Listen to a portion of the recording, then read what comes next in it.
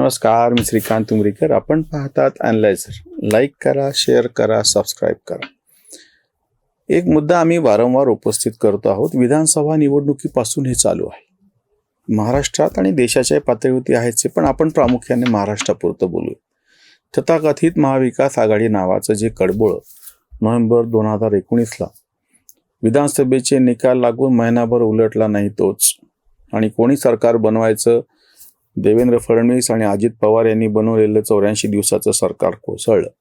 त्याच्यानंतर यांना जाग आली आणि यांनी कसं बसं एक काय म्हणता येईल त्याला जांगड गुत्ता कडबोळं तयार केलं महाविकास आघाडी नावाचं, आणि उद्धव ठाकरेंना मुख्यमंत्रीपदी बसवलं. तेव्हापासूनची गोष्ट नोव्हेंबर 2019 आणि आता एप्रिल 2026 आहे.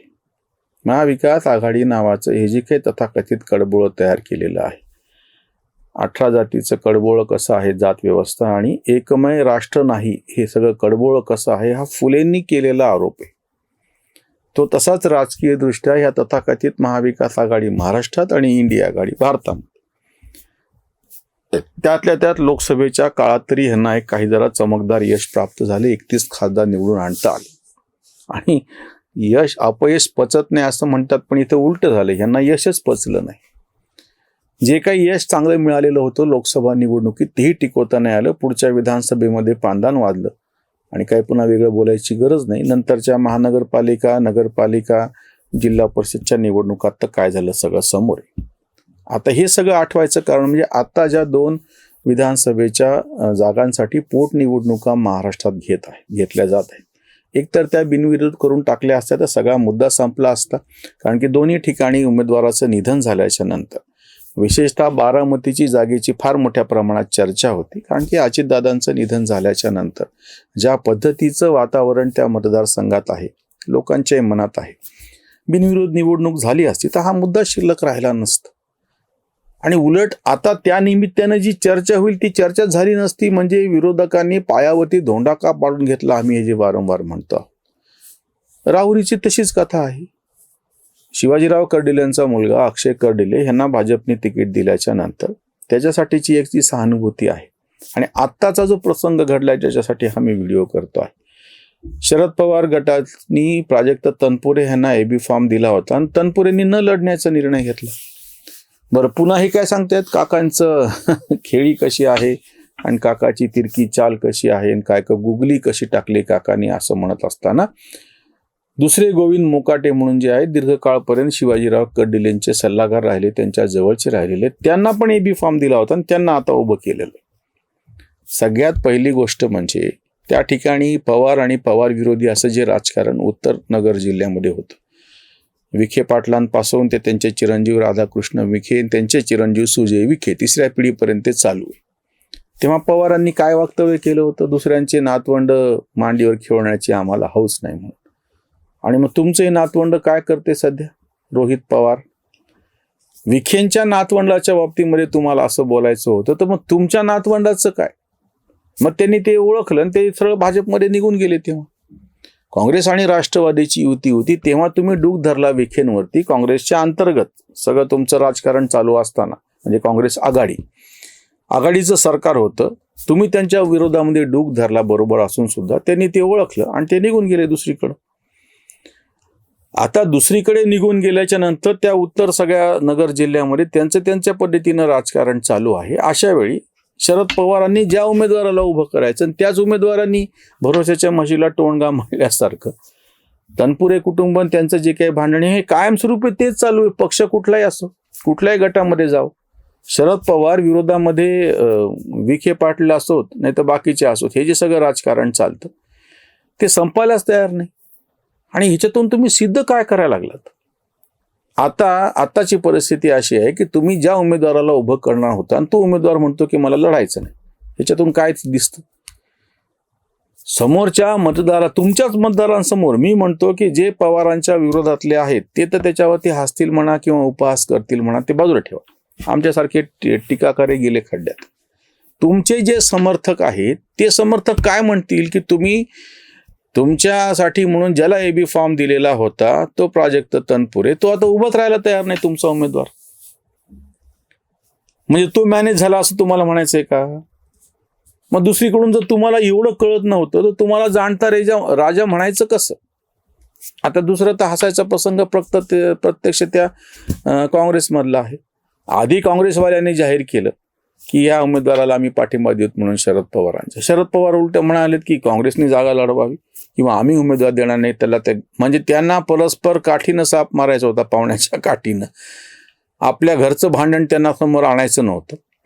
त्यांनी फेकलेल्या सगळ्या ह्याच्यामध्ये बरोबर काँग्रेसवाले बळी पडले आणि त्यांचे जे आकाश मोरे आहेत त्यांनी अर्ज भरला. ही मोरे कुटुंब 1990ला 17 मोरे काहीतरी निवडून आलेले होते. ते आधीपासून शरद पवार घराण्याचे विरोधक राहिलेले. ठीक आहे, त्यांनी अर्ज भरला. जर काँग्रेसवाल्यांना एवढा जोर होता, आम्ही मागच्याही व्हिडिओत सांगितलं की आज तागायत कधी काँग्रेसनी तिथं आपली राजकीय ताकद का नाही दाखवली? का नाही दिसून आली काँग्रेसची राजकीय ताकद काही? बरं, मग आता काय तुम्हाला जोर आलेला आहे जेव्हा की निवडून येण्याची काळीची शक्यता नाही? म्हणजे दुसरा जो मुद्दा आम्ही उपस्थित केला होता की तुमच्याकडे काहीतरी असा एक विचार पाहिजे की जेणेकरून तो मांडायचा आणि ती संधी निवडणुकीमुळे येते चालू. आता त्या आकाश मोरेंच्या अर्ज भरायच्या वेळेस काँग्रेसचे अध्यक्ष हर्षवर्धन सपकाळ गायब आहेत.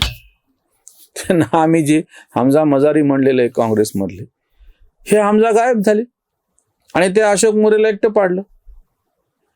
म्हणजे ते शीर्षक फार चांगलं दिलेलं आहे वर्तमानपत्रांनी, महायुतीमध्ये एकी आणि काँग्रेस पडली एकाकी. असं झालेलं आहे ना. महायुतीने ठामपणे एक जागा जी आहे ती सुनेत्रा वहिनींना मिळणार काय त्याच्यावर चर्चा करायची गरजच नव्हती. त्यांनी त्या पद्धतीने अर्ज भरला आणि त्या निवडूनही येते. आणि दुसरीकडून त्यांनी शिवाजीराव कर्डिलेंच्या मुलाला अक्षय कर्डिलेला उमेदवारी द्यायचं ठरवलं. उमेदवारी दिली आणि त्या पद्धतीनं सगळ्यांनी, म्हणजे एकनाथ शिंदे, अजित पवार गट आणि भाजप ह्या तिन्हीचे नेते, तिन्हीचे पक्षश्रेष्ठी, तिन्हीचे कार्यकर्ते या सगळ्यांना या दोन्ही जागेच्या निवडणुकीच्या बाबत आणि उमेदवारीबाबत काहीही संभ्रम नाही. तो त्यांनी प्रत्यक्ष उमेदवारी भरताना सुद्धा हे सिद्ध करून दाखवलं.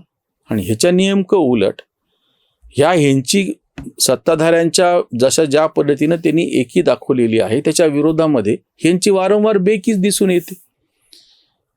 हर्षवर्धन सपकाळ का नाही गेले? एरवी तर टरल बोलतात, नको तेवढं बोलण्याचे हौस आहे त्यांना. तर मग प्रत्यक्ष कृती करायला मागं का गेले? मागं का राहिले? का नाही सगळे काँग्रेसचे मोठे नेते बारामतीला पोहोचले, त्यांनी उत्साहात आकाश मोरेंचा अर्ज भरला, त्यानिमित्तानं सभा घेतली, काहीतरी भाषणं करून घ्यायचे. मग तुम्हाला जो पोहोचवायचा तो मेसेज पोहोचवायचा सत्ताधाऱ्यांच्या विरोधामध्ये. काहीच करू शकले नाही ते. नुसते हे बडबड करत राहिले, नुसते हे बडबड करत राहतात आणि प्रत्यक्षामध्ये त्याचा परिणाम काही होत नाही. हे कमी पडलं म्हणून की काय, वरती तर ज्या राज्यांमध्ये निवडणुका चालल्या त्याच्यात ह्यांचे पक्षाचे नेते वाटेल ती बडबड करायला. पवन खेडाने आरोप केला, तो उलटला. त्या ह्याच्यावरती आसामचे मुख्यमंत्री असलेल्या हेमंत बिस्वा शर्माची ज्या पत्नी आहेत रिंकी, त्यांच्यावरती ह्यांनी जो आरोप केला होता की 3 देशाचे पासपोर्ट आहेत ते खोटं ठरलं आणि त्याच्यावरती FIR दाखल झाला. राहुल गांधीने जर तू तलाकचं त्याच्यावरती आम्ही वेगळा व्हिडिओच केलेला आहे. आणि केरळमध्ये जाऊन ह्यांचे मल्लिकार्जुन खडगे म्हणले की बाबा गुजराती कसे अशिक्षित आहेत, त्यांना उल्लू घुमवणं सोपं आहे, पण केरळमधले लोक तसे नाहीत. खडगे केरळमधल्या काँग्रेसच्या प्रचारात बोललेले आहेत. काय आता सांगावं ह्यांचे एक तारा. म्हणजे हे स्वतःच काँग्रेस मुक्तीसाठी धडपड करतायत. दुसऱ्याच्या बाबतीत त्यांना काय बोलावं आणि कशा पद्धतीनं सांगावं. आज ज्या पद्धतीने महाराष्ट्रामधल्या पोटनिवडणुकी छोटीशी, खरं तर 2 विधानसभा 288 पैकी 2 ठिकाणची पोटनिवडणूक आणि त्याच्यातून काहीच फरक पडणार नाही. निकाल जवळजवळ सगळ्यांना माहिती आहे. बारामतीमधून सुनेत्रा वहिनी निवडून येतील आणि शिवाजीराव कर्डिलेंचा मुलगा अक्षय कर्डिले तिकडून निवडून येईल. त्याच्यात काही वेगळं सांगायची गरज नाही, काही चर्चा करायची गरज पण नाही. आणि थोडंसं काही बदल झाला, कर्डिलेच्या ऐवजी समजा तो गोविंद मोकाटे जरी निवडला तरी फरक काहीच पडणार नाही. विधिमंडळामध्ये अशा पद्धतीचे सगळे संख्यांचे गणित आहे की ह्याने काहीच एका दुसऱ्या जागेनं कोणालाच कशाचाच फरक पडत नाही. अशा वेळी एक संधी होती, एकतर बिनविरोध तुम्ही निवडणूक होऊ द्यायची आणि विषय चर्चेतून आपोआपच बाजूला पडला असता. पण तसं न करता आपल्या पायावर धोंडा पाडून घेण्याची फार मोठी हौस ह्या विरोधकांना झालेली आहे. त्याच्यावरती वेगळं काय बोलावं. इथेच थांबूयात. धन्यवाद. स्वधर्म जागृतीचा विधायक बुरुज.